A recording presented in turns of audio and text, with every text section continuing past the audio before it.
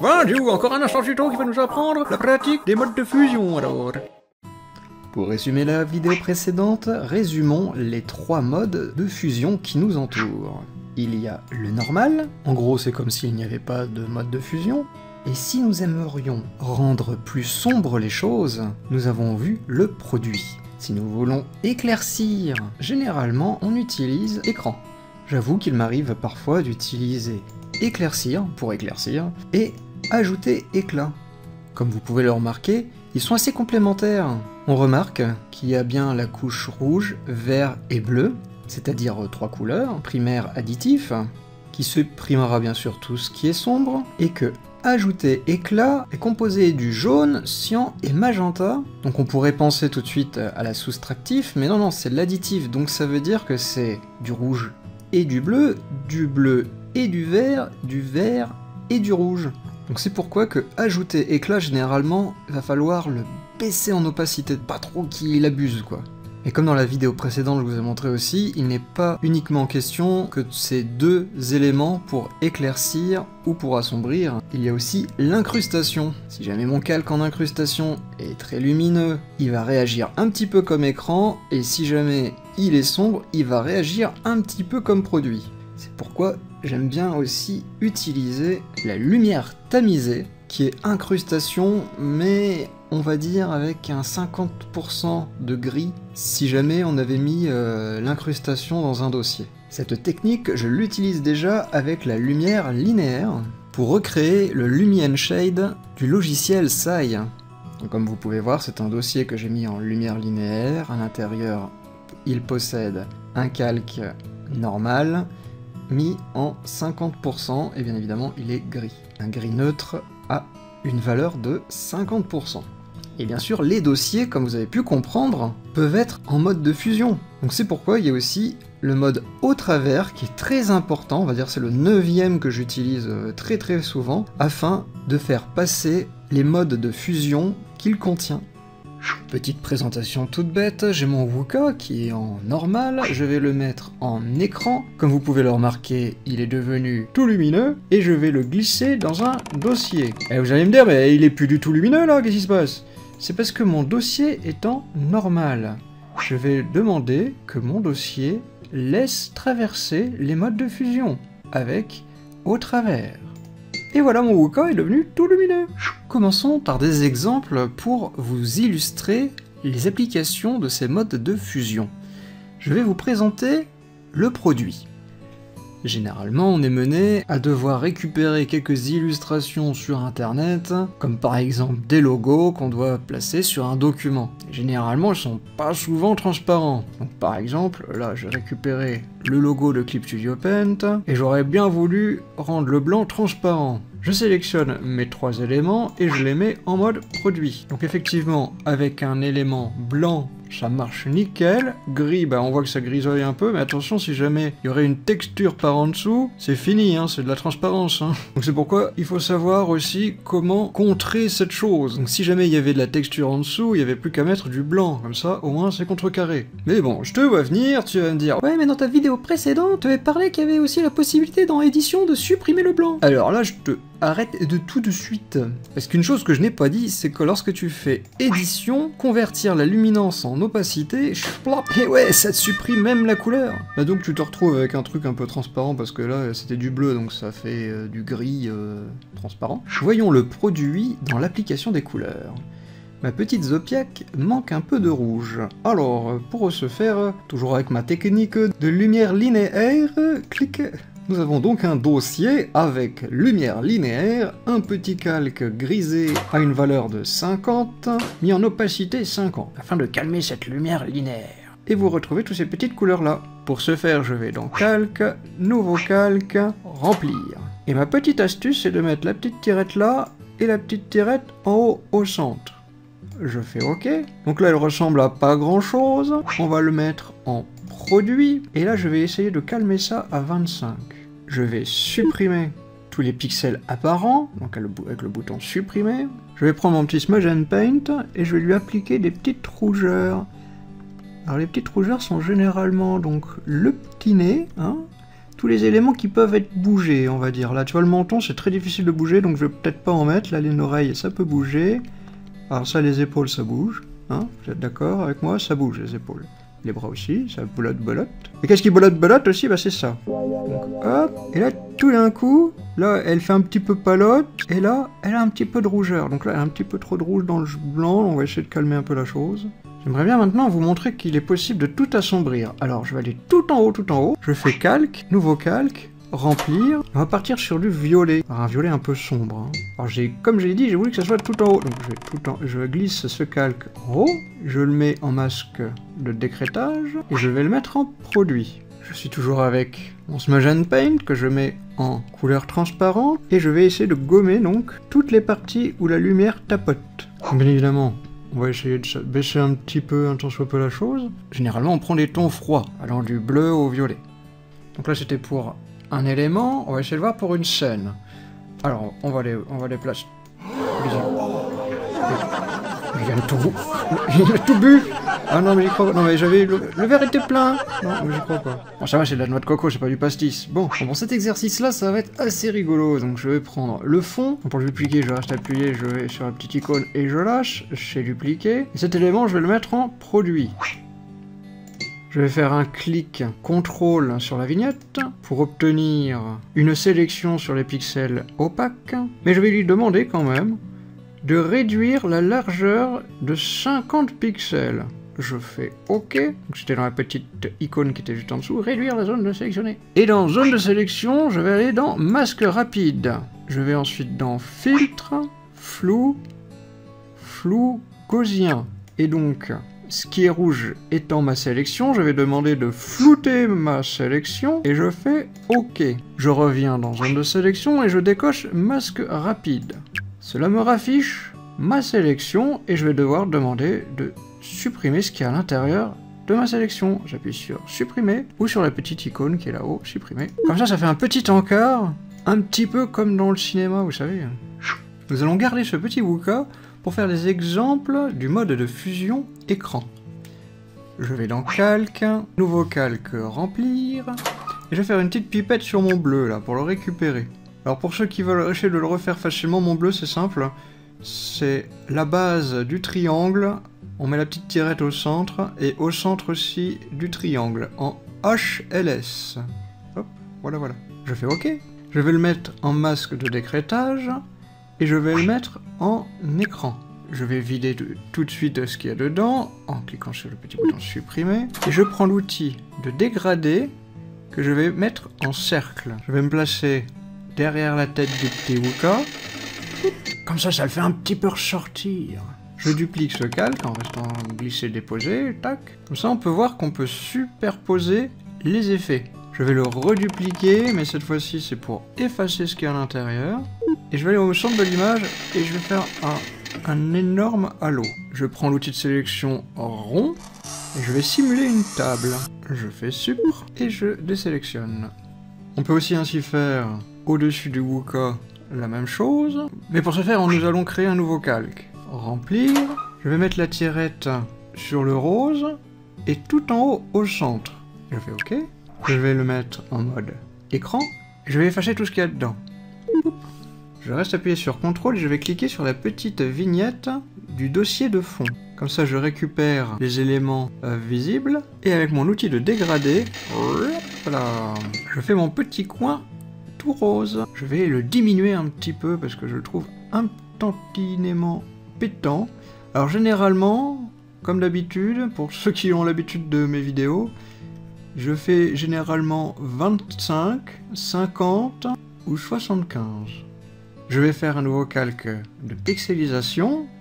Je prends l'outil scintillement et je fais quelques petites étoiles au-dessus de la tête du Wooka. Donc bien évidemment, je le mets en mode écran. Je dirais que c'est vachement bon, hein, et les yeux qui pétillent. Et encore mieux, je fais un nouveau calque de pixelisation et je reprends mes petites paillettes que vous pouvez retrouver dans le tuto paillettes. Donc j'appuie légèrement pour en mettre un petit peu. Voilà. J'en mets d'ailleurs dans le vert. Là, je vais appuyer comme un foufou, dans les endroits, voilà, assez visibles. Et dans la noix de coco, pourquoi pas. Voilà, j'en ai foutu partout. Et donc, on va se le mettre en écran. Comme d'habitude, je vais le baisser à 75. Alors, j'ai essayé de prendre le Smudge and Paint pour gommer les petites erreurs que j'ai faites là-bas. Je trouvais qu'il y en avait un peu de trop, puis à l'intérieur de la bouche, j'aime pas ça. Voilà. Pour mettre un petit peu de détail. Bon, je vais peut-être supprimer un petit peu les étoiles, il y en a un petit peu de trop. Je vais les remettre tranquillou, parce que là, ça faisait un petit peu trop Jésus, et puis quand Jésus, j'ai plus soif. Bon, sur internet, vous allez sûrement retrouver des images avec beaucoup de fond noir. Donc par exemple, j'importe ce petit calque, c'est un effet bokeh. Je le place en dessous et je le mets en mode écran. Aussi un truc que j'adore, c'est les lens flares. Alors je voulais savoir, ça ressemble à ça, ou à ça. Donc on va prendre celui-là pour l'exemple. On va le mettre en mode écran. Et là on se dit, ah bah mince, il y a des découpes dégueulasses. Alors c'est normal, ça arrive que le noir n'est pas noir. Donc on va dans édition, correction de teinte, correction de niveau. Et c'est là qu'on se dit, ah effectivement il y a un petit souci là. Le noir n'est pas noir. Donc on va mettre la petite tirette là où il y a le noir. Ou sinon vous regardez un petit peu, vous dites, ah bah non, ça va pas. Et ben c'est ici que vous voulez que ça soit vraiment noir. Ah bah voilà, ça va être sûrement le petit pic qui est là. Donc on va là-bas, et voilà. En fin de compte, vous tirez juste la petite tirette du noir pour savoir à peu près où est le noir le plus noir. Et après vous validez, ok. Hop. On peut le déplacer où on veut, donc généralement c'est sur le côté. Tiens, on va essayer de mettre l'autre pour voir. Hop, on l'a mis en écran, édition, correction de teinte, correction de niveau. Ah, il est ultra chaotique celui-là, donc oui, effectivement. Donc voilà, on peut superposer comme ça des petits effets, si ça vous plaît. Alors j'ai fait aussi un tuto sur l'aberration chromatique. Alors, pour ce faire, je vais vous montrer un petit truc.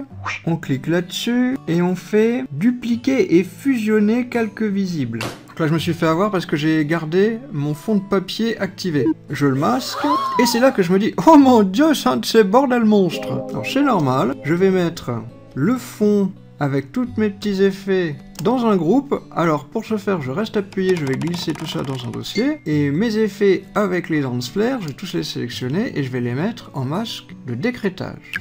Je reclique sur le calque qui est le plus haut et je refais la manœuvre. Je clique là-haut et je fais dupliquer et fusionner calque invisible. Sinon sortez dans calque, dupliquer et fusionner calque visible, hein, c'est vous qui voyez. Je vais ouvrir mes actions automatiques et je vais cliquer sur mon tuto aberration chromatique. Il va bien sûr me générer mon petit fond noir que je vais masquer. Je vais mettre mon dossier en masque de décrétage pour pas qu'il dépasse. Et là je sélectionne la couche rouge et je peux décaler un petit peu, voilà. Et ce calque, je vais le mettre en masque de calque. Je vais prendre mon Smudge and Paint, je vais le mettre en couleur transparente, et je vais un petit peu désatténuer toute cette aberration un peu trop marquée là où je veux. Comme vous pouvez le remarquer, mon masque étant, mon groupe étant en masque de décrétage, quand je clique pour changer de mode, il y a au travers qui est en rouge. Donc ça veut dire que au travers est limité. Autre exemple de limitation avec le haut travers, comme je vous ai dit, tout ça là, c'est en masque de décrétage sur ce groupe. Donc ça veut dire que si le groupe, je le mets au travers, et ben ça me pète tous mes calques et mes groupes. Ils sont devenus tout gris et donc inactifs pour l'action du masque de décrétage. Donc je le remets tout de suite en normal. Donc c'est pour ça faire attention, hein, savoir comment vous faites les petites manœuvres. Ça peut arriver que vous êtes un peu coincé et vous dites « Mon dieu, mais qu'est-ce qui se passe ?» Bah il se passe ça en tout cas, voilà. Oh mon dieu, c'est la partie sur l'incrustation. Alors l'incrustation, ce qui est cool, je vais vous montrer tout de suite avec du texte, c'est si jamais on veut mettre du texte noir, hop, on met en incrustation, déjà là c'est un petit peu plus classe. Car le violet se mélange avec le noir. Si jamais je le bouge un petit peu, on remarque qu'effectivement, le blanc détruit mon message, et bien sûr du noir avec du noir, vous allez me dire je comprends rien, on va le mettre tout de suite en blanc, et on voit bien que ça croppe un petit peu, bon c'est pas encore du noir à 100%, donc c'est pour ça qu'on voit encore mon texte.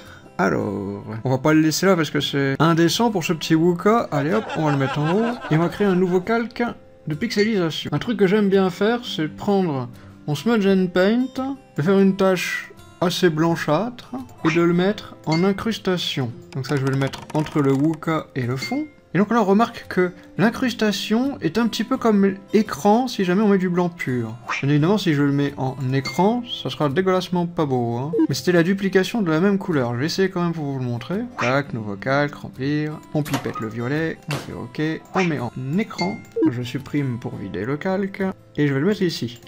Je vais dupliquer ce calque, comme on a vu tout à l'heure. Et on remarque que l'incrustation blanche, ça pétouille encore plus que si jamais j'aurais voulu mettre en écran et doubler mon calque. Donc ça prouve que vraiment l'incrustation, ça peut être rapide pour faire aussi de l'éclaircissement. Et inversement, je vais faire un nouveau calque. Par contre, je vais le mettre juste au-dessus du fond et je vais le mettre en masque de décrétage. Et je vais faire un arc de cercle assez prononcé. Et du coup là je suis en normal, et je vais le mettre tout de suite en incrustation. Je vais jouer avec un petit peu d'opacité, 25. Et là on a le même système que tout à l'heure avec le contour un peu cinéma, qu'on avait utilisé avec le mode produit. Je fais un nouveau calque tout en haut, mais cette fois-ci je vais faire un petit coup de jaune. Un autre petit coup de jaune. Je vais faire un petit CTRL-T, et je vais écraser la chose. Je vais l'orienter, je vais le mettre ici, et je vais le faire déformer en restant appuyé sur CTRL. Sur un des coins, je reste appuyé et j'étire. Hop, hop. Et ça, là, jusqu'au bout. Et comme ça me fait une lumière. Je fais un double clic et je vais le mettre bien évidemment en incrustation. Par contre lui, pour les images qu'on retrouve sur internet, il faut absolument que ce soit de la pure transparence. Par exemple cette petite flamme là, CTRL-T, hop, on va l'orienter. On va le mettre en incrustation. Je vois que c'est pas encore assez prononcé. Je reste appuyé sur mon calque, je glisse sur calque, hop, je peux le dupliquer. Je peux m'amuser à faire un petit CTRL-T, le déplacer un chouïa, et demander de le flouter. Flou, gaussien, et on augmente un petit peu la chose. Car oui, si vous trouvez l'image donc avec un fond noir ou un fond blanc, si vous le mettez en incrustation, ça va être vite le bordel. À la rigueur, ça peut être un fond gris, mais attention, le gris 128, 128, 128. Hein. Un gris neutre. Je le mets en incrustation, et vous allez voir qu'il fait exactement la même chose. Bon, un petit truc que j'aime bien aussi avec l'incrustation, c'est cliquer sur mon Wooka, faire un nouveau calque, le mettre en masque de décrétage, le mettre bien évidemment en incrustation, et de jouer avec le blanc et le noir. Donc là je vais prendre du blanc. Le blanc généralement, bien évidemment, ça éclaircit, le noir ça assombrit. Donc je vais faire des petites lueurs sur le côté gauche. Voilà, voilà, donc hop, on va essayer de gommer tout ce qui dépasse. Donc bien évidemment, vous ne pouvez pas réellement réclaircir du blanc, c'est un petit peu impossible. Je prends l'outil lasso, je vais faire un petit cercle ici, hop. Je prends mon outil de dégradé, que je mets en linéaire, donc comme ça quoi, en ligne droite. Et c'est toujours du dégradé vers la transparence. Moi de mon côté, j'ai jamais fait avec les deux couleurs, je suis toujours la couleur vers la transparence. Je vais prendre un peu au-dessus, je reste appuyé légèrement et je lâche.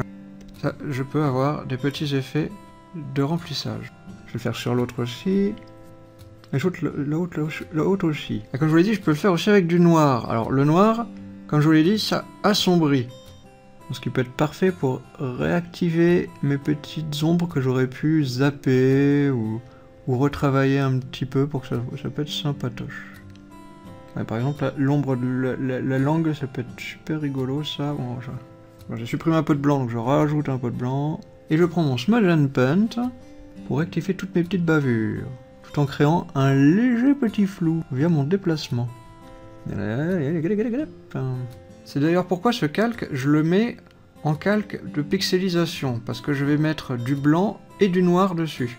Généralement, je le mets en jaune pour dire « Eh oh, attention, c'est un calque qui contient plusieurs éléments dedans. » Par-dessus, je vais faire un petit calque, nouveau calque, remplir, et je vais choper un jaune. Alors un jaune un peu orangé. On fait OK, masque de décrétage, et je vais le mettre en incrustation. Et je fais supprimer. Comme j'ai un petit peu compris, c'est surtout pour lui mettre un petit peu plus de jaune.